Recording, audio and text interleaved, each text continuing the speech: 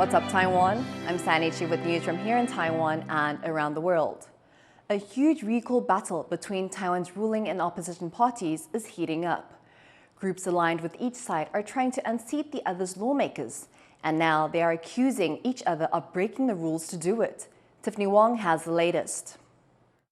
Taiwan's two main political parties are speaking out against recall campaigns organized against their lawmakers. The KMT says that some of these campaign groups may be using illegal funds to pay volunteers. Recall campaigns in Taiwan led by private individuals are disqualified from using so-called political funding, which can only be accessed by political parties or party members. And they say that these campaigns are instead using under-the-table methods to circumvent these funding regulations.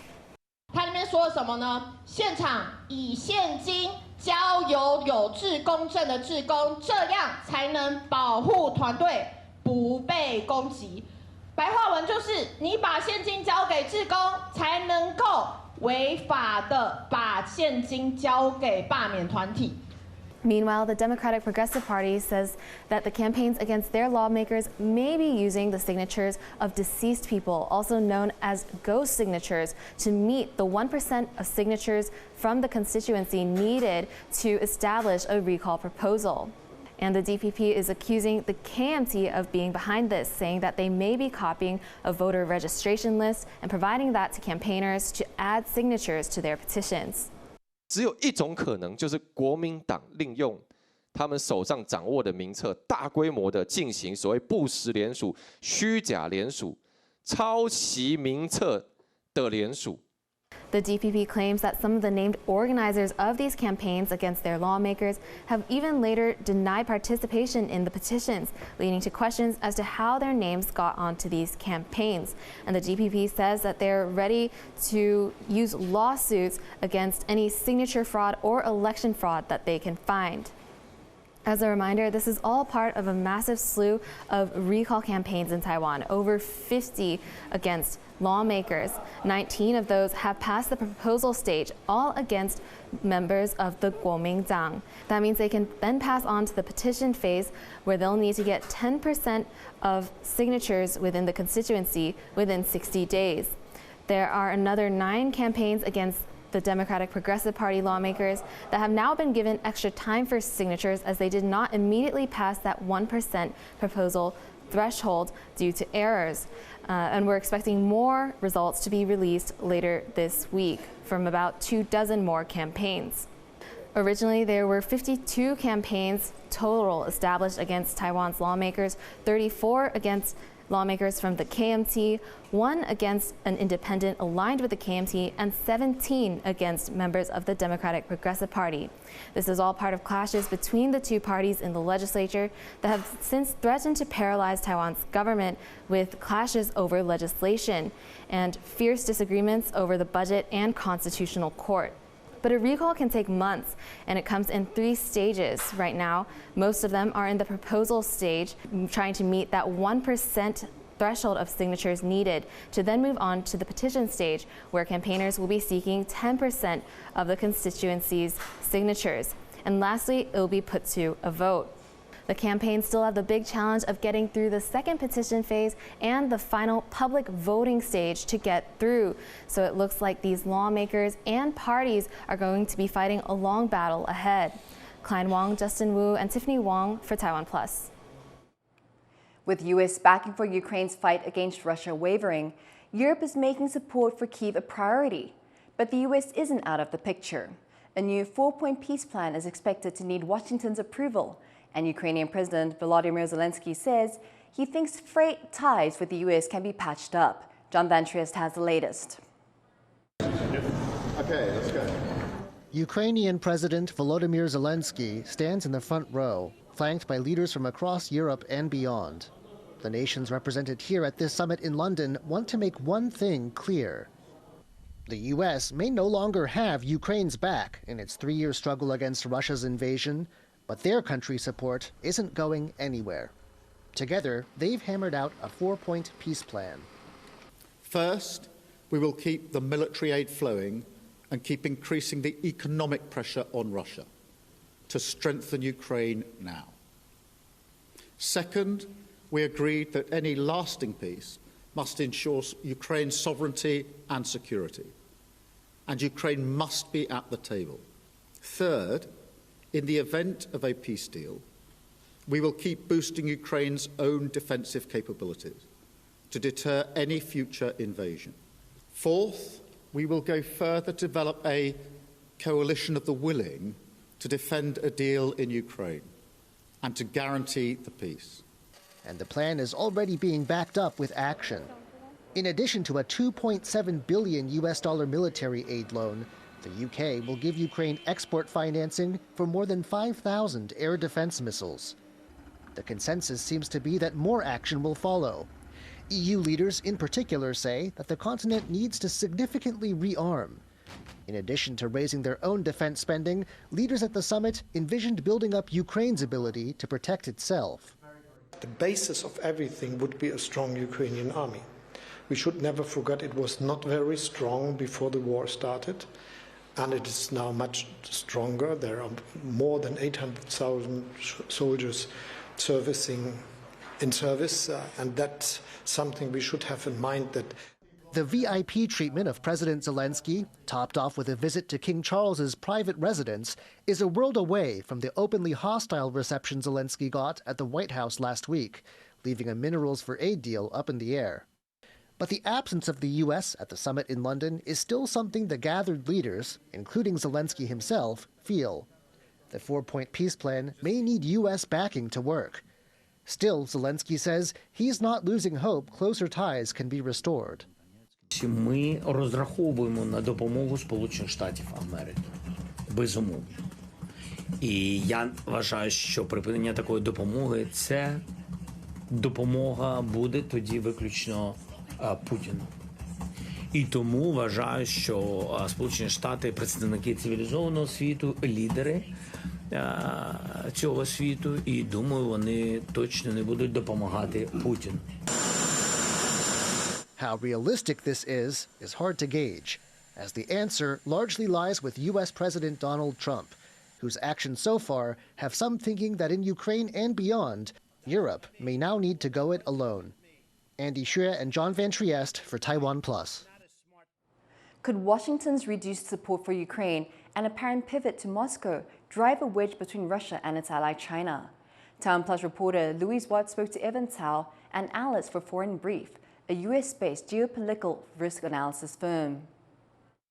US President Donald Trump has said he's not on Ukraine's side in what appears to be signaling a big shift in US foreign policy. How is Beijing likely to be viewing this? Well, Beijing might see it as a attempt to divide and rule, because previously the Biden administration has adjusted its policy like against Russia rather than Beijing. But now Trump has reversed the policy. Some of people refer to a reverse Nixon policy towards Russia, because during Nixon time they were using a friendship with China to deter Russia, but now they reversed the trend a little bit, which is being a little bit friendly with Russia to deter China ultimately. So Beijing may in the end see it as a threat to Beijing. And would this actually deal any kind of blow to China and Russia's so-called no limits partnership? Currently, although they are strategic partners and their friendship has no limits, but at the same time, China and Russia has deep security competitions in the end of the day. So in the short term, they might appear as friendly, but deep inside, Russia and China has deep roots of conflicts. For example, North Korea has formally sent troops and equipment to help Russia in its conflict with Ukraine. So in return, Putin upgraded his relationship with Kim Jong-un, which can be seen by China as a threat, because North Korea, the more instability in the North Korean peninsula is going to cause security concerns for the Chinese Communist Party. And also, more Russian presence in Ukraine going to have security implication in China's attempt to rather its influence in Middle Europe or like Near Eastern Europe. So these two countries, by essence, has security concerns. That was Evan Tao, an analyst for Foreign Brief. South Korea and Singapore's militaries have joined US and Thai forces for amphibious assault drills, part of the Cobra Gold exercise. Cobra Gold is an annual multilateral military exercise hosted by Thailand. This year, nearly 30 countries are participating in the activities, either directly or as observers.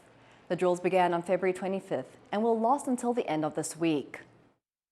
From the U.S. perspective, we're learning different techniques and tactics and procedures on how to work not only amphibious but also in some of the unique environments that are offered here in Thailand, specifically the jungle. Organizers raised eyebrows last week when they listed Taiwan as a participant in the exercise in a Facebook post. They quickly removed the reference and said Taiwan's mention was a mistake. Taiwan is staring down the barrel of a critical nurse shortage. Hospitals are getting overcrowded, while nurses are leaving the profession en masse. Now lawmakers are proposing a new solution. Leslie Liao has more. Crowded emergency rooms and long wait times. This is the reality facing Taiwan's healthcare system now. The crisis is made worse by a shortage of nurses. Several hundred of them are leaving the profession every month due to work stress. Now, a proposed solution is on the table, using Taiwan's male conscripts.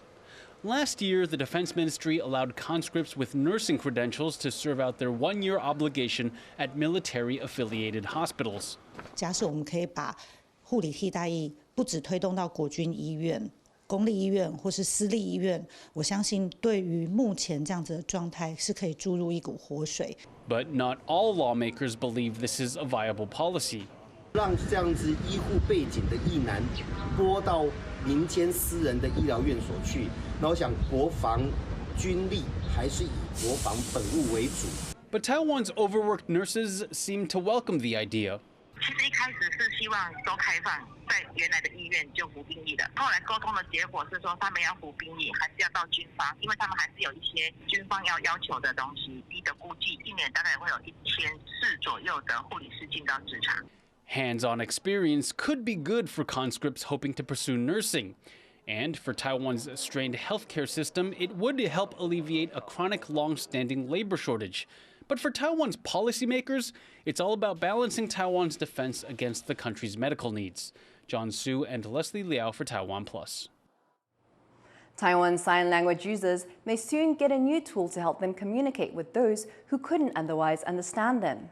It's a computer program that analyzes signers' motions and turns them into Chinese text. The program is the work of the National University of Kaohsiung. However, the project has still some challenges to overcome before it'll be ready for a public launch. 比很快之后，那其实一句跟一句之间怎么样去中断这个困难点，我们目前还没有解决。那另外一个人讲话之后，他能不能也转成手语，让另外一个只会手语的人去理解？那这个方向也是在第二个阶段，我们希望可以完成的部分。The program is meant to help the 20,000 to 30,000 people who use Taiwan Sign Language in an environment where there aren't enough interpreters to meet demand. 8 cetaceans and 34 sea turtles were successfully released back into the wild last year after being stranded on Taiwan's beaches. The successful cases were reported by the Marine Animal Rescue Network, a body under the government's Ocean Affairs Council. These cases were among 159 cetacean strandings and more than 300 sea turtle beaching incidents in 2024. Most were found dead at the scene. As of now, 19 rescued sea turtles remain in care. Thank you for watching What's Up Taiwan. Finally, we leave you with these highlights from the Free Ride World Tour held in Georgia over the weekend. I'm Sandy Chi. Take care and see you next time.